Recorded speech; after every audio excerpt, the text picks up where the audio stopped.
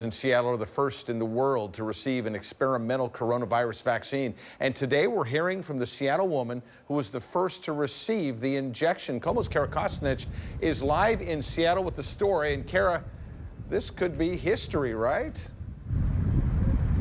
This could be history, and she could be history in the making, Eric, because we know there is no vaccine for the coronavirus. This woman tells me that it felt no different than a basic flu shot, and she says so far she's had no symptoms.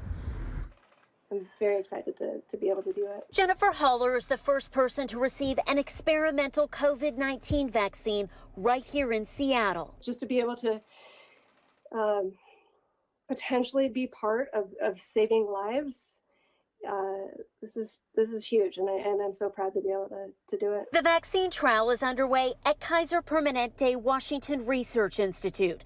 Dr. Lisa Jackson is the lead vaccine trial investigator. Our goals are pretty basic. We want to look at the safety, and then secondary to that, we want to look at the immune response, specifically antibodies produced against that particular protein. Haller says after she read about the study on Facebook, she knew she wanted to help. We all feel so helpless right now, and feels like there's nothing that we can do. And as soon as I saw that there was potentially something that I could do, I filled out the application right away. The 43-year-old is an operations manager at a small tech company, a wife and a mother of 2 teenagers. One thing that I think really helps people understand, that's important for people to understand about this vaccine, is that I'm not exposed to the actual virus. Although Kaiser says the trial does not come without risks.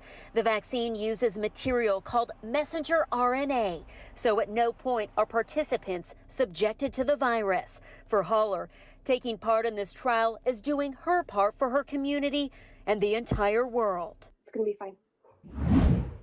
Thousands of people are now out of work because of social distancing requirements stemming from the coronavirus outbreak. KOMO's Suzanne Fawn takes a closer look at the challenges unemployed workers and small businesses are facing just to get help.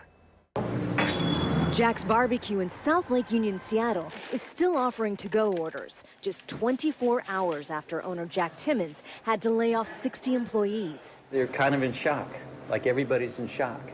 It was a tough decision, and now many of those unemployed workers are in need of help. I told them that they should get to the unemployment benefits website and fill that out as soon as possible. The biggest concern for many workers now, how to pay for rent and how to pay for food. Authorities say it's important to file a claim for unemployment benefits. Your Employment Security Department website will have the links to your state resources, along with information on how to apply for unemployment. Small business owner Lori Tice owns Upward Dog Walker in Seattle.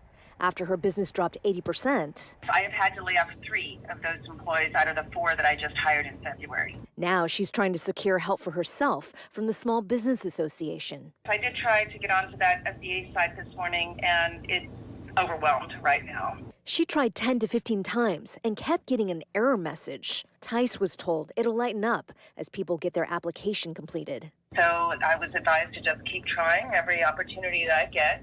Washington State says if you're going to apply for help using a phone, you're going to have to wait longer, and it's going to take longer than applying online. Inslee says that anything is possible here, including in order for you to shelter in place, which is what we're seeing in San Francisco. We're not there yet, though. KOMO's Keith Eldridge was with the governor today, and the governor had words of warning about bars defying his orders to close on this St. Paddy's Day and the people who might go into them. Well, this is a day-to-day situation. Even though this state has been hit the hardest, the governor has not taken the extreme step of doing what they're doing in the San Francisco Bay Area, ordering everyone to shelter in place and going out only for essential needs, such as visiting grocery stores, pharmacies, doctors, and relatives. So this is something that we're evaluating every day or every hour. We can't rule anything in or out. And we're going to make the best decisions. But I can tell you I'm pleased at the science that is being made available to us to help make these very difficult decisions. It could even involve the National Guard. But the governor says he's pleased with how people are voluntarily complying with the social distancing request. However, he's disturbed by reports some places are staying open. Going to the bar is fun, been doing it for years. But you might be killing your granddad by going to the bar.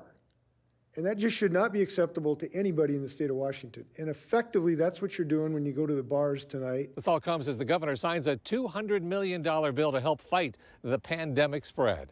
Inslee says this is a good start to help with getting more testing done by the University of Washington, to expand the number of beds available to help those who come down with symptoms of COVID-19, and also to help with social distancing for those who are experiencing homelessness.